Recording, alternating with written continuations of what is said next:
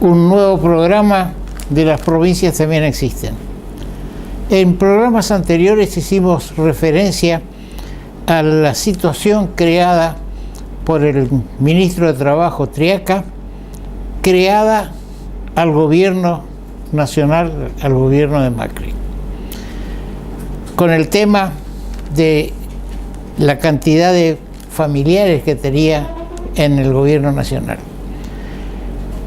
Estuve más o menos buscando, sumando lo que estaban ganando la familia Triaca, y por mes superaba el $1.000.000 entre lo que ganaba el ministro, o que se le pagaba al ministro, no sé si se lo ganaba, lo que pagaba el ministro, lo que pagaba a la mujer, lo que se le pagaba a la hija, es decir, a todo un conjunto, sumando estamos en $1.000.000.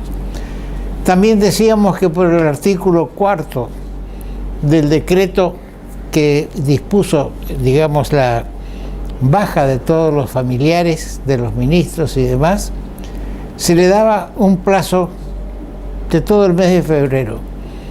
Es decir, que a pesar de que se sabía quiénes eran los que estaban incluidos en este problema, se les daba, le pagamos nosotros cerca de $1.000.000 o más de $1.000.000 a la familia Triaca. La Nación del día jueves titula: al final, la purga de familiares solo alcanzó a 12 funcionarios.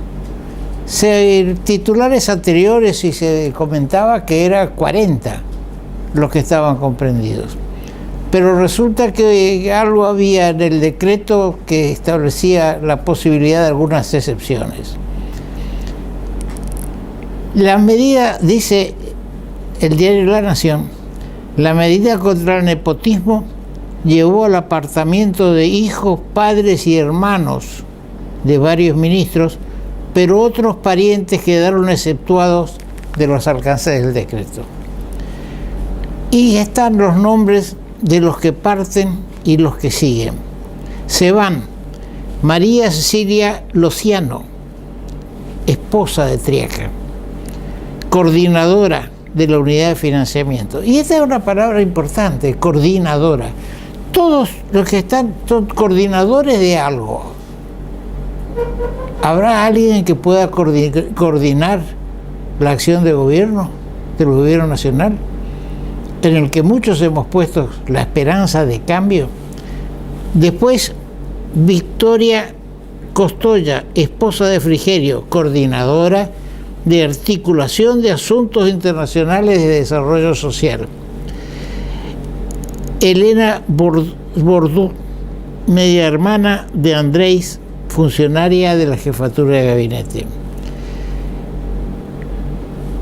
Andrés Peña, hermano de Peña, subsecretario de Desarrollo Institucional Productivo. Importante esto. Después tenemos los que quedan, que están hasta el momento exceptuados. Cecilia Stanley, jefa de gabinete asesor en el Ministerio de Acción Social, de Desarrollo Social. Ana Frigerio, hermana del ministro Frigerio, coordinadora de Administración y Área Social de Cascos Blancos en la Cancillería. Bueno, después siguen la lista, y yo quiero hacer una salvedad. El padre del jefe de gabinete Peña es don Félix Peña, un funcionario de hace muchos años, un muy buen funcionario, que no tenía por qué, por el hecho de que su hijo, el jefe de gabinete, tenía que irse.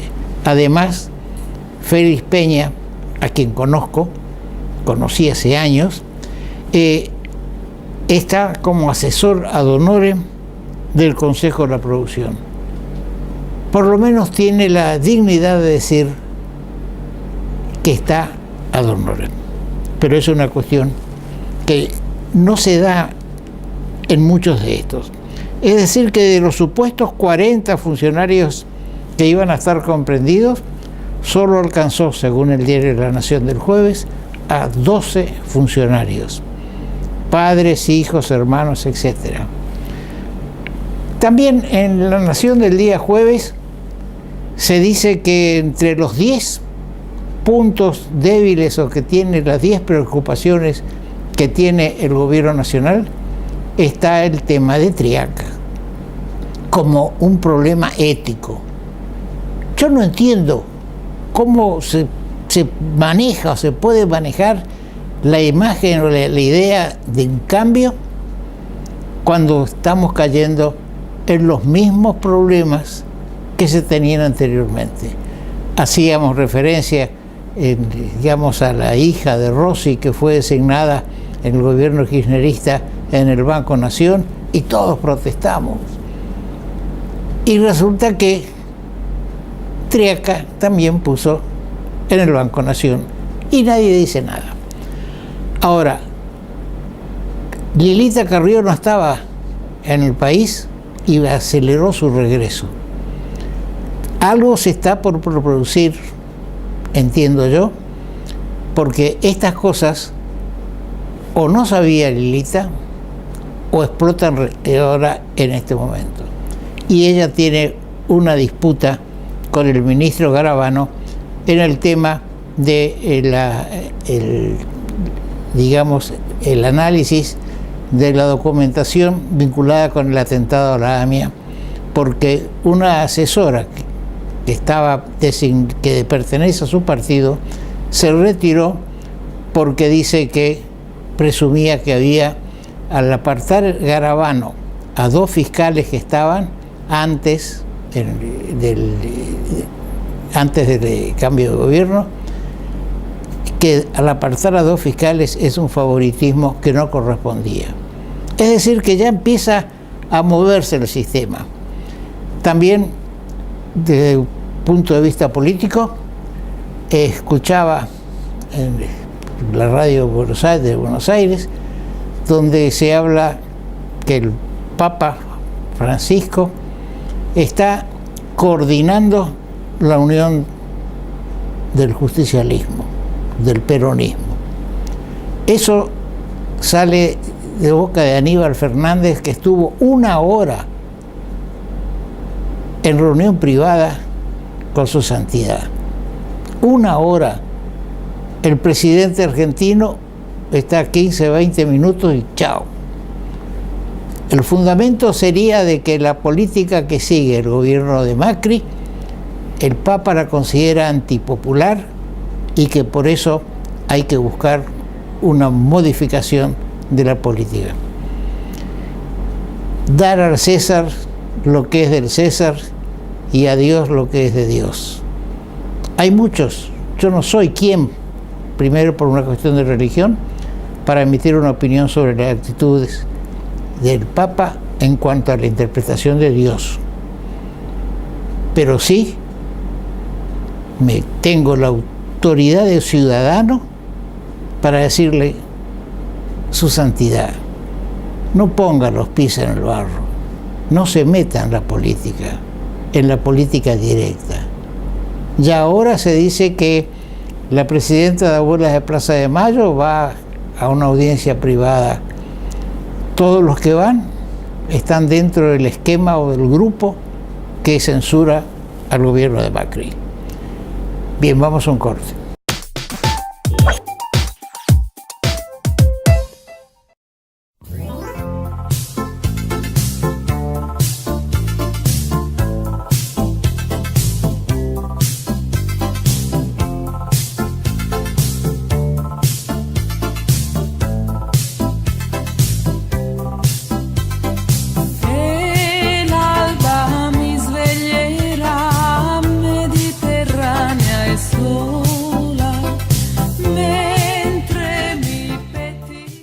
Hidrovía, vía libre para exportar.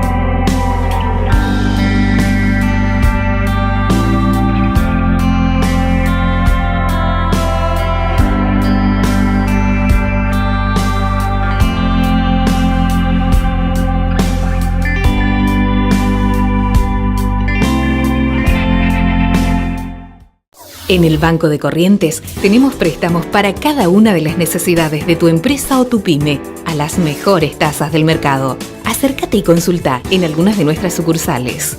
Banco, el Banco de Corrientes.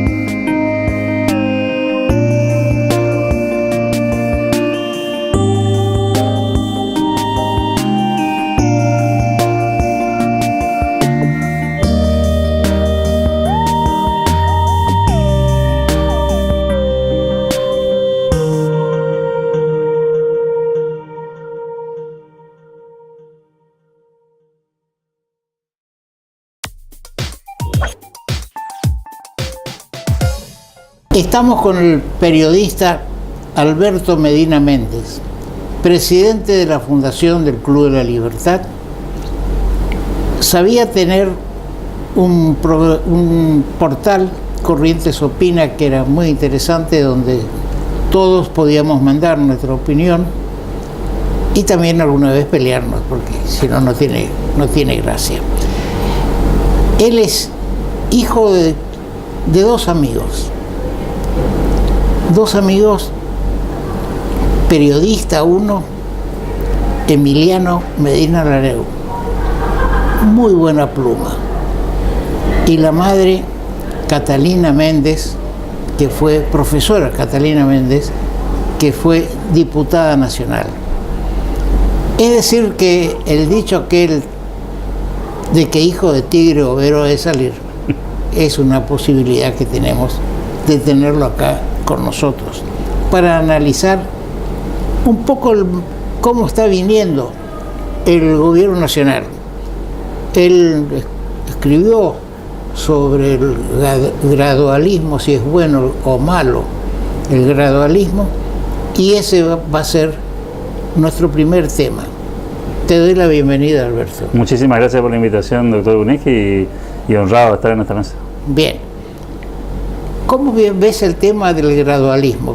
¿Lo considerás que es positivo para el gobierno nacional llevar las cosas así, un paso adelante, dos atrás o a la inversa, o que habría que tomar una posición más firme en muchos aspectos? Me genera enorme preocupación porque me da la sensación de que el país no está en condiciones de esperar demasiado tiempo. En otras circunstancias, cuando uno tiene un problema menor, puede tomarse todo el tiempo del mundo para ir resolviéndolo de a poco, pero Argentina justamente tuvo 12 años muy complejos, muy difíciles, y generó este gobierno, recibió una herencia bastante complicada, tal vez mal explicada, mal explicitada, y entonces, bueno, es difícil justificar por qué hay que ir despacio, sobre todo porque estamos muy expuestos a estas cosas que están pasando en estas horas, ¿no? Esto que tiene que ver con el movimiento de lo que sucede fuera del país, de elementos exógenos que pueden desestabilizar nuestra situación por temas que inclusive no podemos administrar, que no podemos manejar. Las circunstancias internacionales están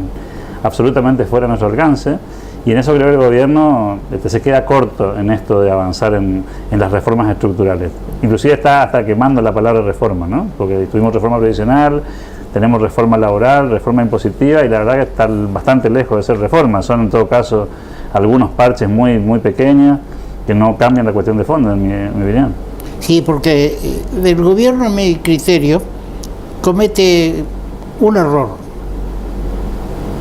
convertir al Parlamento otra vez en una escribanía, porque los problemas trata de resolverlos desde el Ejecutivo únicamente y mandar ya los proyectos de ley consensuados y con, por ejemplo, en el caso laboral, con los gremios. Es muy difícil consensuar afuera. Yo soy de la opinión, por lo menos así fui cuando fui legislador provincial, de que si uno tiene una idea, hay que mandarla al Parlamento, y si se pierde, se pierde. Si se reforma, se reforma. Coincidimos. Pero si no, el Parlamento se convierte un poco en esperar que vengan los proyectos y que recién ahí darle ya prácticamente el carácter de escribanía. ¿Cómo ves la gente los que votamos a Cambiemos, votamos por un cambio? ¿Se está produciendo ese cambio? Me da la sensación por momentos, a veces el gobierno se suele enojar con algunos críticos, inclusive votantes de Cambiemos críticos, sí, que esto es lo interesante, ¿no? Que le cuestionan la velocidad de los cambios, la profundidad de los cambios, y sí, termina siendo, aunque moleste la frase, ¿no?, una especie de versión del gobierno anterior, pero con buenos modales, o sea, de gente más civilizada, con la que probablemente se pueda conversar, que no tenga malos modos. Y que habla inglés. Que habla varios idiomas, pero en definitiva las políticas estructurales siguen siendo las mismas. Es decir, nosotros seguimos conviviendo con una patria sindical muy potente, con un empresariado prebendario que sigue controlando el sistema económico en muy buena medida y con una política que manda los hilos de la cotidianeidad con demasiada potencia. Entonces, digamos que la tríada sigue siendo la misma de la historia argentina y tampoco hay visos de modificación en eso. Hay por ahí, por supuesto, algunas cosas muy interesantes que se están empezando a dar, pero a una velocidad que preocupan. A mí me gusta usar en este tema algunos ejemplos, pues pueden ser mucho más gráficos, ¿no? Frente a una persona que tiene una enfermedad importante, uno no se puede tomar la licencia de decir, bueno, voy a darle un medicamento cada 3 meses y vamos a ver cómo va evolucionando el paciente, porque la circunstancia no lo permite. En otro tipo de patología probablemente usted pueda hacer eso, ir despacio, pero la situación de Argentina es crítica, 7 puntos de PBI de déficit, 8 dicen algunos. Es una cifra alarmante, muy preocupante. Pocas veces en la historia argentina tuvimos semejante tamaño de déficit y semejante situación de poca elasticidad para bajarlo, ¿no? Porque también está esta otra cuestión. Bajar el gasto en Argentina es una cuestión muy compleja ahora, mucho más que antes. Entonces, bueno, justamente por esa razón necesita remedios más drásticos, porque si vamos despacio, este es un déficit que se acumula todos los meses y que en algún momento va a haber que pagarlo. La verdad que el único cambio que hizo este gobierno de fondo es que bajó un poco la emisión y ese mismo déficit lo está financiando ahora con deuda. Es decir, lo que estamos haciendo es comprar un problema de largo plazo. En esta misma figura así elíptica, diría yo, estamos funcionando con la tarjeta de crédito y pagando el mínimo, digamos. Mientras no nos corten la tarjeta de crédito, podemos seguir viviendo más o menos parecido. Pero que nos corten la tarjeta de crédito no depende solamente de nosotros, sino que también depende del mercado internacional y circunstancias internacionales, políticas como las de estas horas, podrían, por ejemplo, o un problema en Corea, o una situación, digamos, un fenómeno natural en algún lugar del mundo, podría hacer girar todo el capital hacia esos mercados y generarle a Argentina un problema severo, ¿no? Sí, si Estados Unidos eleva la tasa, nadie va a querer dejar de invertir en Estados Unidos y venir a invertir a países de riesgo. Por eso yo pienso, y uno lo lee, no es que uno está descubriendo la punta del agujero del mate, ¿no es cierto? Se dice que ya el gobierno recurrió a esta emisión de un bono en pesos porque ve difícil la colocación o es muy alto el interés de colocar bonos en dólares, ¿no es cierto? Y ahora, por vía de esta, digamos, al inversor, al que compra los bonos en pesos, le aseguran que dentro de un año la inflación va a ser del 24 y después le van a poner 3 puntos más.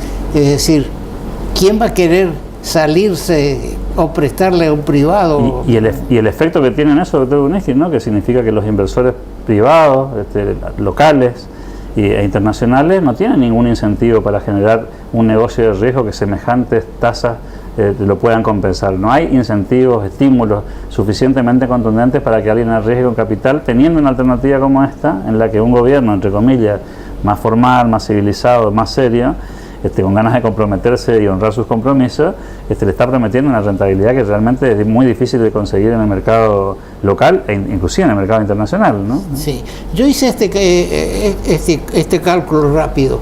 Si le garantizan en pesos, vamos a decir el 20%, traslademos ese 20% a dólares. El dólar está hoy a 20 pesos, es decir, que dentro de un año tendría que estar a 24. Yo creo que va a estar a más de 24 dentro de un año. Es probable, sobre todo si se recalienta la economía como está pasando en el mundo, ¿no? Y se crea, por ejemplo, la disputa con Moyano que está teniendo el gobierno Macri principalmente, digamos, empieza a sacar evidencias y cosas de que, digamos, que ya estaban olvidadas. Entonces yo no digo que no pienso de que haya que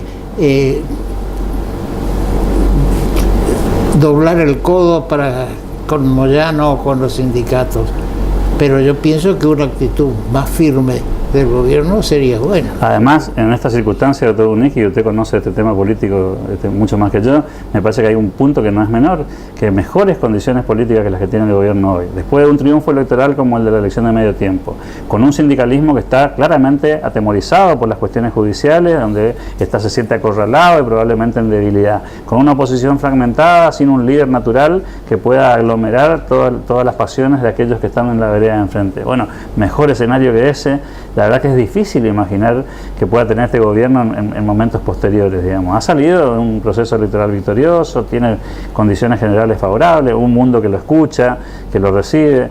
Es muy difícil imaginar un escenario tan positivo, entre comillas, de contexto, ¿no?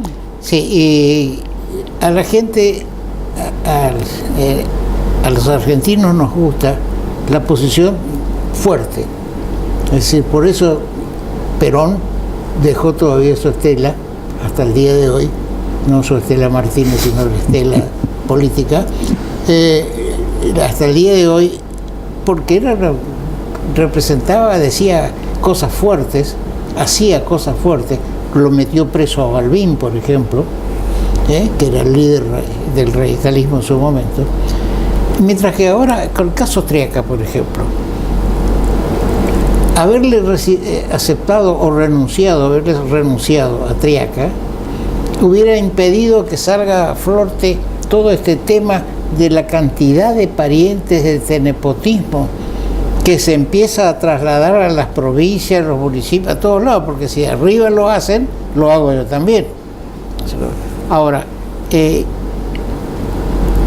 habría algo porque ahora se parece que ese proyecto de reforma laboral se está despedazando. Lo que lo van a hacer, van a presentar un pedacito, bueno, pero mande el proyecto al Congreso. Para el debate, ¿no? Al debate.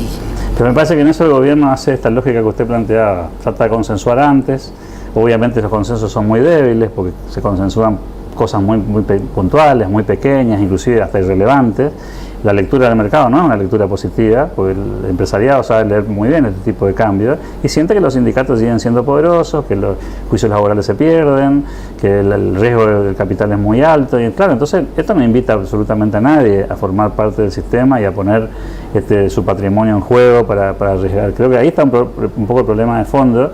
Uno podría decir a favor del gobierno también, y esto habría que discutirlo, es un tema que a nosotros nos preocupa mucho de la Fundación, es que en definitiva tampoco la gente demanda estas cuestiones, ¿no? O sea, la gente tampoco, la sociedad argentina en su conjunto no demanda un Estado más austero, un Estado más transparente, un sindicatos menos poderosos.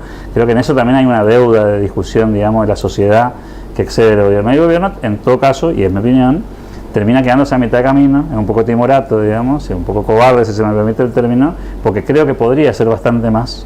Y si bien nadie pide enormes cambios, se podría ir a una velocidad un poco más rápida y resolver inclusive cosas que están hoy discutiéndose, ¿no? Este tema de SENASA, este tema del INTI, son cosas, si se quiere, extemporáneas, lo de los parientes, son cosas que podrían haberse discutido 2 años atrás y no hubiera cambiado absolutamente nada, ¿no? Y estamos 2 años después evaluando si el año que viene y cómo lo vamos a hacer, digamos, claro. ¿no?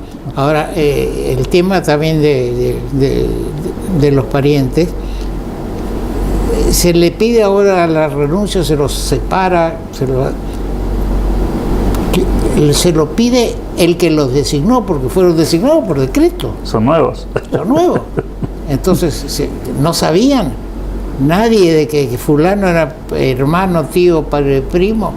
Yo citaba recién en el comienzo de mi editorial el caso del Rossi, el Banco Nación y demás. Estamos repitiendo las mismas situaciones. Y con un perfil medio demagógico también, doctor, porque en el fondo no deja de ser una respuesta a un reclamo de la gente. Es decir, frente a las encuestas que dicen que eso no está bien visto, entonces el presidente reacciona como una especie de respuesta a la demanda y no como una convicción. Y por otro lado se puede caer inclusive hasta en alguna picardía con este tipo de contratos que van por fuera del sistema, y también inclusive hasta perder cierto nivel de calidad. Yo recuerdo que Alfonsín tenía como secretario privado a su hermano, por ejemplo, ¿sí? Y nadie discutía esa cuestión de fondo, digamos. Sí, hasta el secretario privado yo creo de que puede tener una lógica, ¿no?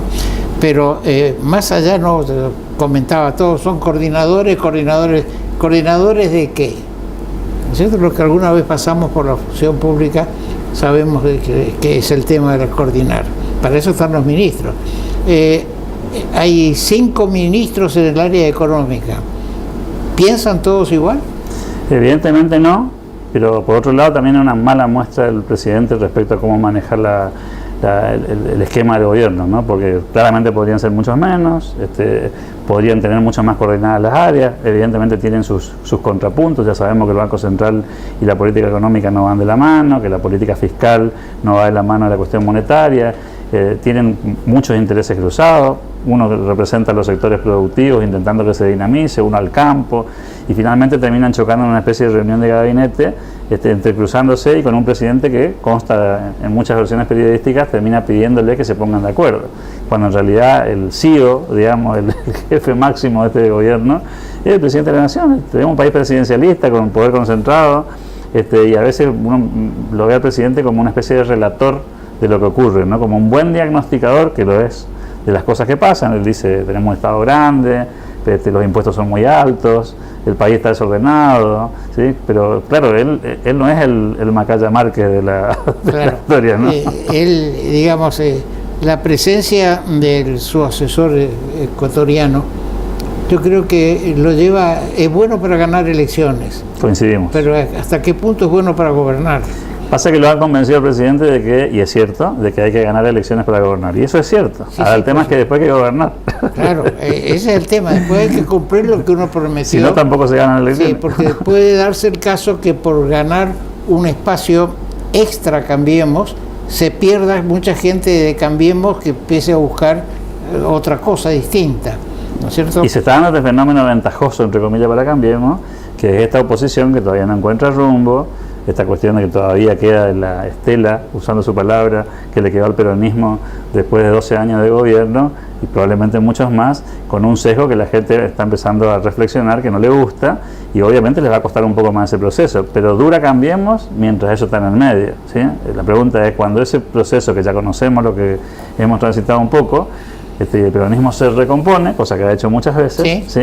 Y encuentra un nuevo liderazgo, que creo que también son las lecturas que hace el mundo económico, ¿no? O sea, este país va y viene, este país no tiene estabilidad, ¿no?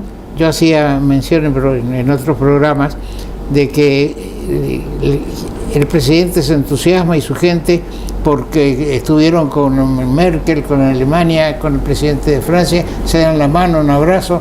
Sí, pero la plata, ¿dónde está? ¿No? Claro, ahora lo reciben, esa es la diferencia. Claro, ¿no? Claro, lo reciben, pero no lo recibe el Papa, o lo recibe a disgusto. Y eso es importante, eso es importante. Bien, ahora, ¿qué es el objetivo de la Fundación Club de la Libertad? Nosotros lo que intentamos, doctor, es abrir espacios de debate, ¿sí? Y básicamente, usted ha participado en algún ciclo sobre reforma política. Nosotros lo que tratamos de hacer es poner la discusión sobre la mesa, lo que usted planteaba que se da en los órganos parlamentarios. Creemos que a la sociedad correntina, argentina, le falta espacios de discusión. Hay muy pocos ámbitos para el debate, el Congreso evidentemente no lo es, ¿sí? Y entonces, claro, creemos que la sociedad civil tiene que tener un rol, que nosotros tenemos que empujar a esa discusión, porque en la medida que los argentinos no cambiemos nuestro modo de ver la realidad, probablemente los políticos, que son la oferta de la demanda de la sociedad, van a seguir ofreciendo las mismas cosas. Entonces, hoy hay algunos movimientos en el ámbito nacional con algunas personas que van a dejar de trabajar en el sector público, y es un gran escándalo, porque parece que 200 personas son demasiadas en un organismo público que tiene 6.000, ¿sí? Y la verdad es que esta es la discusión, ¿no? O sea, ¿qué Estado tenemos? ¿Qué Estado podemos pagar? ¿Qué Estado es razonable que tengamos? ¿Qué tan eficiente es el Estado que tenemos? Bueno, esa es la discusión que intenta hacer el Club de la Libertad, humildemente, en nuestra escala, y es por eso que tenemos este tipo de actividades en las que invitamos a sectores que piensan muy parecido a nosotros y a otros que piensan diametralmente opuestos, porque creemos también que esa discusión es la que va a permitir ir encauzando algunos temas, ¿no? Claro, hay un punto que creo que los 40 millones de argentinos estamos de acuerdo, es que no se puede gastar más de lo que se percibe. Pasa con la tarjeta de crédito, ya muy linda la tarjeta de crédito, pero al fin de mes hay que pagarla. ¿No es cierto? Y lo mismo pasa con el país, la provincia, el municipio. Sí, hay que manejarse con los recursos, o si no, hay ¿qué nos pasa a los privados cuando gastamos más de lo que ingresamos, cuando los ingresos son mayores? Tenemos que recurrir al préstamo, y el que presta es una persona que en el momento que nos da el apoyo, lo besamos, lo queremos, qué gran oportunidad, no importa cuánto nos cuesta, pero cuando llega el momento de pagar, ahí ese ya es una persona, es un usurero, o el banco son... Un análisis de las cuentas del banco, por ejemplo, la cantidad de puntitos y de temas que dice, uno dice es el 1%, el 0%, pero si uno suma, es más de lo que uno está emitiendo. Son los un renglón es el movimiento, y después hay 4 renglones donde le van restando así es, entre impuestos y comisiones, ¿no? Bien, Alberto, gracias por venir. El clima no está siendo apto en Corrientes en estos momentos, pero no importa. La cuestión es que hay que pensar que podemos salir, pero para eso necesitamos que el gobierno también cumpla con lo que prometió para llegar al poder. Muchas gracias. A usted, doctor. Muchas gracias. Seguimos.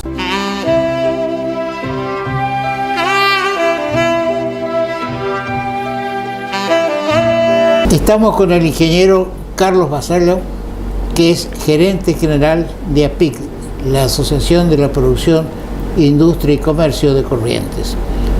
Con él queremos ver qué está pasando en el comercio chico, el comercio. Cuando digo comercio chico es porque no me estoy refiriendo al orden nacional, que es una cosa que es más difícil de analizar. Bienvenido, gracias. Gracias a usted, doctor. Buenas tardes. ¿Cómo repercutieron las fiestas de fin de año, ahora las fiestas del folclore, del carnaval, en el comercio? Mire, digamos que la actividad de fin de año tuvo un desarrollo muy interesante. Numéricamente quizás hayamos estado en la línea de flotación del cero.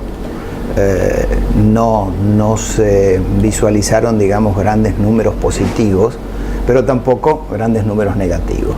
Lógicamente que esto cambia, digamos, en función de los distintos sectores, ¿no? O sea, para lo que fue Navidad, el sector regalería, llamémosle así, en todo sentido, bueno, tuvo una cierta incidencia, aprovechando, bueno, todas las alternativas que se brindó al comercio de la ciudad de Corrientes.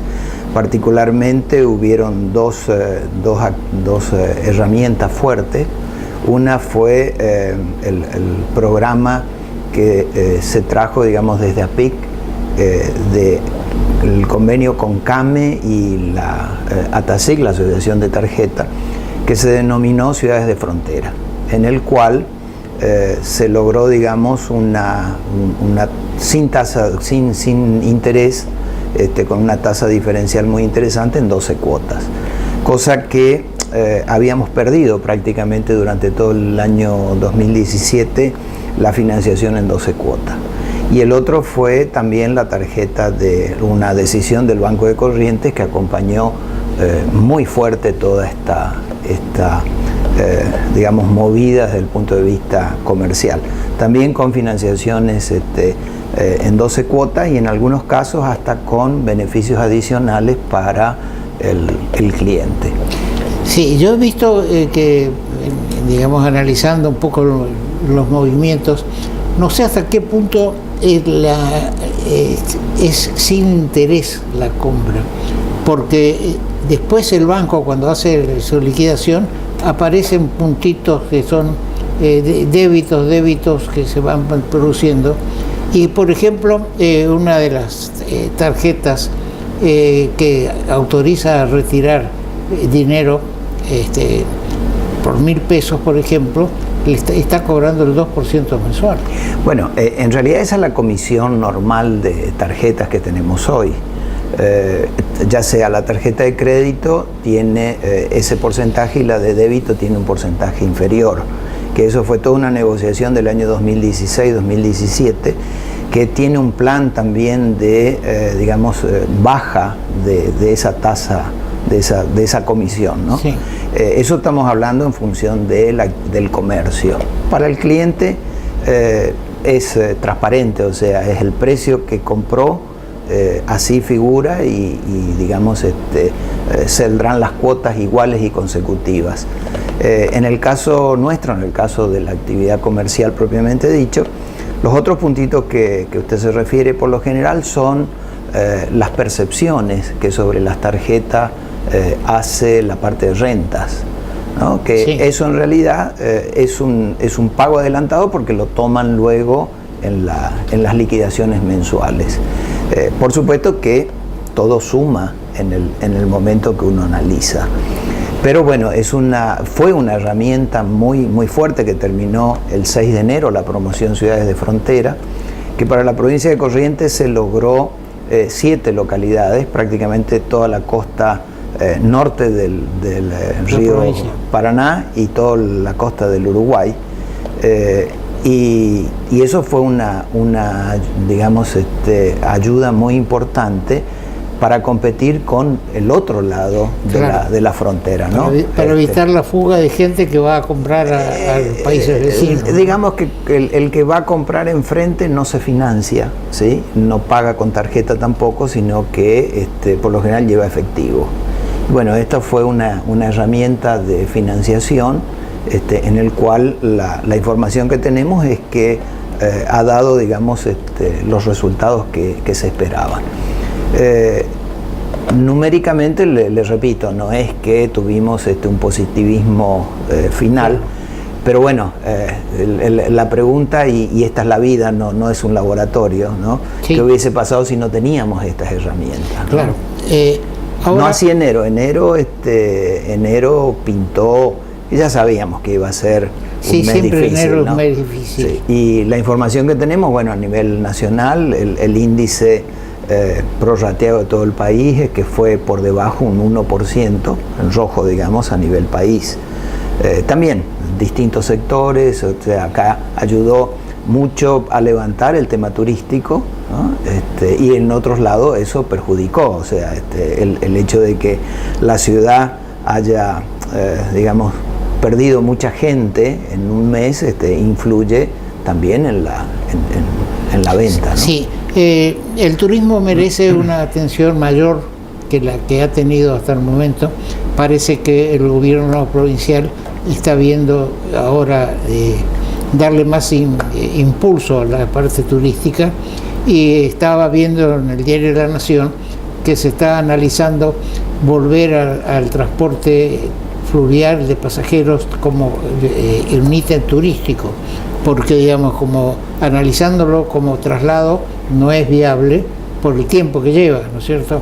Pero Corrientes en su momento tenía un servicio de pasajeros con las ciudades que era muy importante, pero hoy en día lo que pues sí se puede hacer tal vez es hay que encontrar los capitales para que puedan referirse al tema. Bueno, en realidad lo que usted plantea es muy cierto, pero no tenemos que olvidarnos que hay, digamos, en el tema turístico tiene que haber una unión en lo que es digamos, el espacio territorial de lo que es el gobierno de la provincia, pero también lo que atañe a lo que se denomina el turismo urbano, que eso es competencia tanto de la municipalidad del territorio como de la Cámara Empresarial que tenga incidencia. Y lógicamente nosotros eso lo venimos trabajando desde hace ya prácticamente 11 meses, en darnos cuenta y empezar a hacer esta revalorización del río. O sea, nosotros hemos perdido todo contacto con el río, en todo el sentido, ¿no? O sea, hasta ediliciamente. Hasta ediliciamente, ¿no es cierto?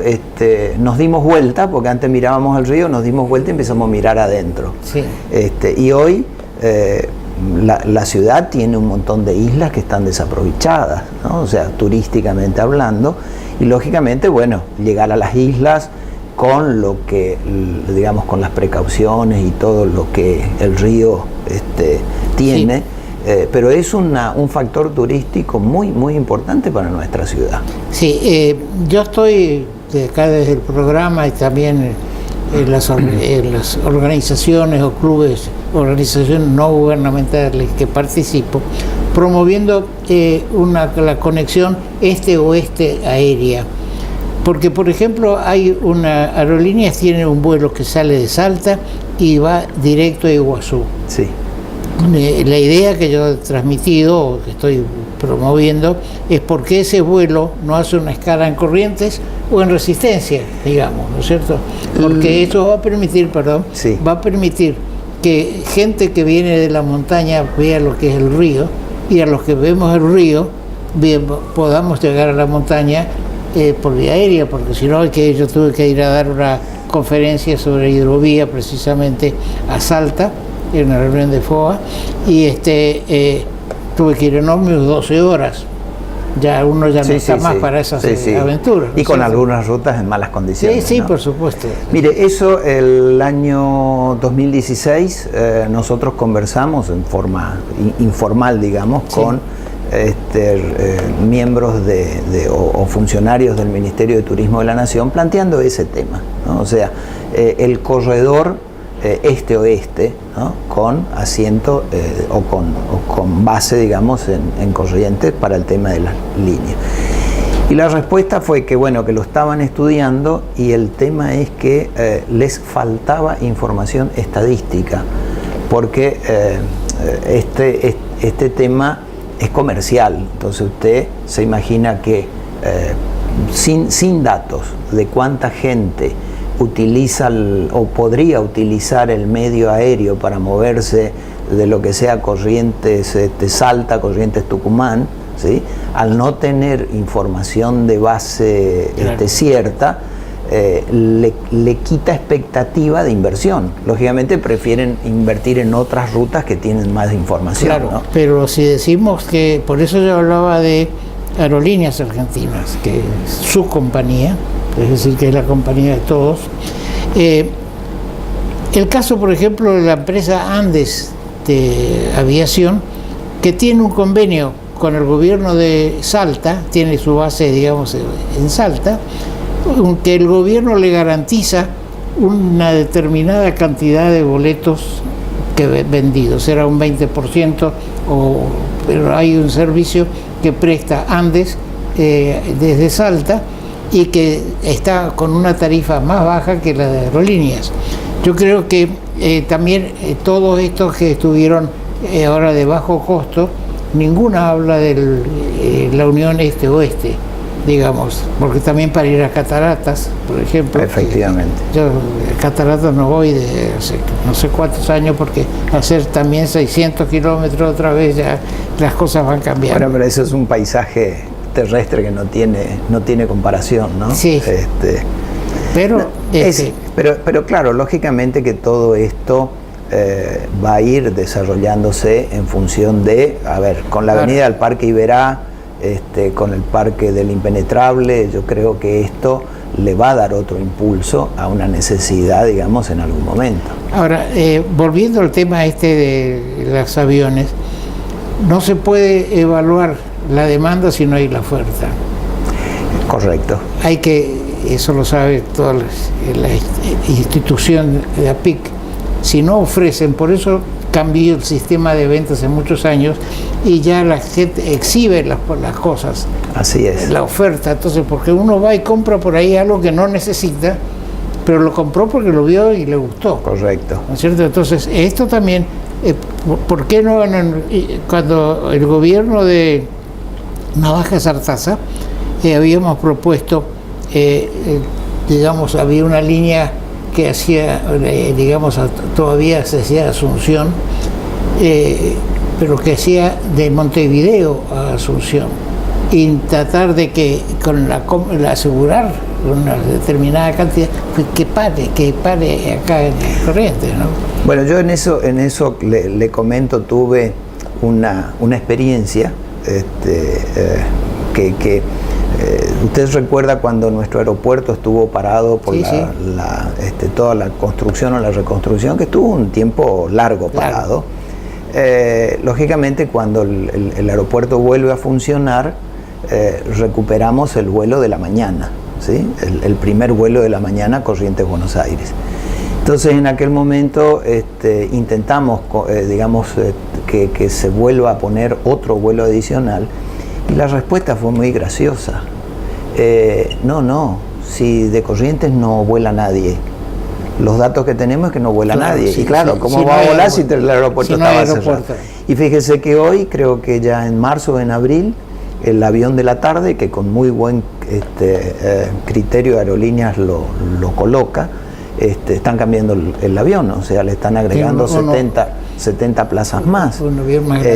Y eso es muy importante. Bueno, y aparecen ahora las aerolíneas de bajo costo uniendo otro tipo de planes, así que... Sí, eso, el de bajo costo hay que verlo, porque resulta que es una tarifa menor, pero le cobran si lleva la valija aparte. Después no hay atención, bueno, ya en los vuelos cortos ya no hay atención, digamos, a bordo. Bien, ingeniero, le agradezco su presencia y vamos a tratar de que una conexión este-oeste es necesaria, y si el gobierno quiere promover el turismo, porque yo tengo la experiencia de un amigo que tiene las lanchas que hacen el servicio de recorrer el río saliendo desde acá. Ajá. Que vino un grupo turístico de Jujuy y tenían que salir a las 5 de la tarde. Bueno, y vinieron antes una hora porque estaban maravillados por los ríos, claro. Este río no se lo ve en todos lados. No. ¿Cierto? Entonces, para ellos puede ser una fuente turística, un destino turístico importante. Correcto. Y más ahora que nos prometieron que este año licitan el segundo puente. ¿Usted cree? Y esperanzas no vamos a perder nunca, ¿no? Yo ya perdí la esperanza. No, hay que... Hay que tener empuje. Casualmente presentamos ayer una nota al ministro de Obras Públicas de la provincia, Rodríguez, desde la Comisión Pro Segundo Puente, pidiendo que se nos informe un poco a ver qué, porque yo tengo un convencimiento, ya entramos en otro tema, pero de que si hay una posibilidad de inversión, se va a invertir, y lo están mostrando los diarios, en provincia de Buenos Aires, que está por asfaltar y hacer 600 kilómetros, todo antes de la elección del año que viene, porque ya hablar de elecciones ya es el 19. El año que viene elegimos presidente. Exacto. No es tanto lo que falta. Bueno, pero la autovía aparentemente comienza ahora en marzo, así que... ¿Cuántas veces empezó? No, empezó no. Nunca la prometieron varias veces, ¿no? Que iban a la presidenta Cristina... Hasta el cartel estaba en algún momento, que ahora la presidenta Cristina, cuando se inauguró en Resistencia una supuesta fábrica de bicicletas, que no es nada más que un armadero de bicicletas, dijo, estábamos en campaña política con Camao, candidato a gobernador, era intendente Camao, dijo ya empieza el segundo puente, y con el jefe de gabinete a la cabeza, el intendente de Resistencia, aplaudieron todos contentos y no pasó nada. Y no, pero bueno, hay que seguir creyendo y tener esperanza, ¿no? Vamos a seguirnos, estamos peleando, pero... ¿Quién le dice que en una de esas lo vemos construido? Usted, que es más joven que yo, puede ser. Bien, Bueno, muchas gracias, gracias. doctor.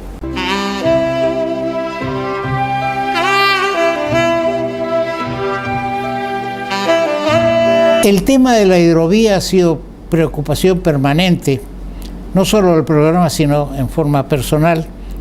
Y representando a la provincia de Corrientes, creamos en Buenos Aires, el gobierno de Alfonsín, el Comité Federal de la Hidrovía Paraguay-Paraná, que está constituido por 2 representantes por cada una de las provincias que están sobre la hidrovía, el río Paraguay, el río Paraná.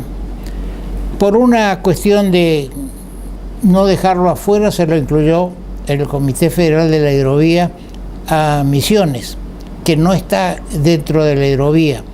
El brazo del Alto Paraná no se lo considera dentro de la hidrovía, y además los brasileros consideran que hablar del Alto Paraná puede estar significando la parte de Paraná, digamos, de Foz de Iguazú para arriba. Entonces, pero forma parte del Comité Federal de la Hidrovía. Desde después del gobierno de Arturo Colombi, no se designó los representantes de la provincia de Corrientes en el Comité Federal de la Hidrovía. Entonces, gracias al impulso del representante de Santa Fe, el doctor José Galetti, siguió teniendo presencia el Comité Federal de la Hidrovía, siempre empujando, destacando las virtudes que tiene el transporte fluvial. Al punto que cuando el embajador de Panamá en la Argentina dio una conferencia sobre el canal de Panamá, al ver el río nuestro, dijo de que era un símil del canal de Panamá por la trascendencia que iba a tener o que tiene en el comercio de los países de Brasil, Bolivia, Paraguay y nosotros, la Argentina. Ahora vemos en La Nación del jueves que la hidrovía se renueva y busca ser una estrella de la logística. Ustedes no tienen idea cómo insistí, las veces que insistí ante el gobierno de Ricardo Colombi para que se designen los representantes de la provincia, y que íbamos con las conexiones que uno pudo tener durante tantos años el tema de hidrovía, hacer en Corrientes una reunión con representantes de las provincias y de la nación. Bueno, no tuvimos éxito. Por ahí un día salió la designación de entonces uno de los ministros como representante de la hidrovía, representante de Corrientes en el Comité Federal de la Hidrovía. Conseguimos que en una de las reuniones que se hacen en Rosario, en la Bolsa de Comercio de Rosario, para tratar los problemas del transporte fluvial y marítimo, que se le asigne a Corrientes la posibilidad de exponer. Bueno, conseguimos, por supuesto, que se le dé a Corrientes. No fue nadie, el ministro estaba al tanto del tema, Eduardo Vizqui, y no se fue. En una oportunidad el alterno, que era el subsecretario, fue a una de estas reuniones en Rosario, tenía asignado el espacio, estuvo y cuando le dije, vamos, que ya llega el turno nuestro, yo no participaba, el nuestro de Corrientes, dijo, no vamos a dejar. Hasta que Ya en la tercera oportunidad, directamente me invitaron a mí.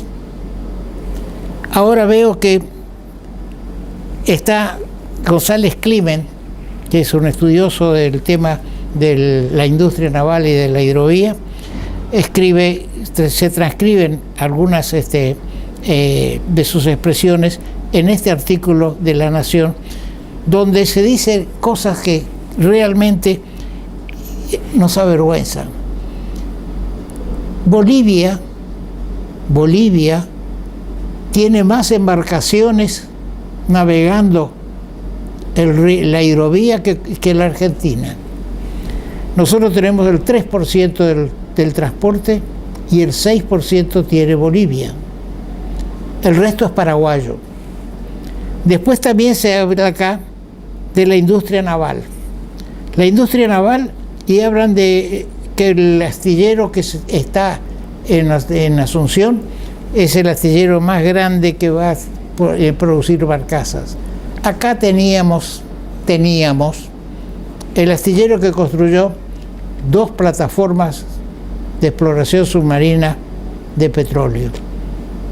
Yo quiero saber si los astilleros del Paraguay pudieron hacer algo semejante. No. Sin embargo, la provincia se desinteresó del desarrollo de la hidrovía, de la industria naval, y el astillero Corrientes va a terminar a lo mejor siendo una guardería de lanchas o un depósito de arena. Bien, yo lo vuelvo, ya acabo, antes que la casualidad, antes que salga este artículo el jueves, le cursé otra vez al diputado Vizqui, diciéndole si va a ejercer o no, si sigue siendo él el representante. Bueno, no tuve respuesta, no interesa el tema. Espero que al gobernador Gustavo Valdés, ituzaingueño, que conoce el tema del río, lo que era el espiador y cómo se manejaba antes la represa de Aciretá, y que estaba vinculado, no sé si el padre o un tío de él era el agente marítimo de la empresa de mi padre en Ituzaingó. En otro programa vamos a ahondar esto, porque allá el tiempo nos está avanzando. Hay también un artículo, una parte en este artículo de La Nación, de los buques verdes, buques que van a ser de tener propulsión eléctrica. ¿Ustedes se imaginan un buque con propulsión eléctrica y que a fin de año ya van a estar en buques de ultramar, por supuesto? Bien, tantas ideas, tantas cosas que han pasado en estos 60, 65 años que no nos alcanza el tiempo para exponerlas. Será hasta el próximo programa.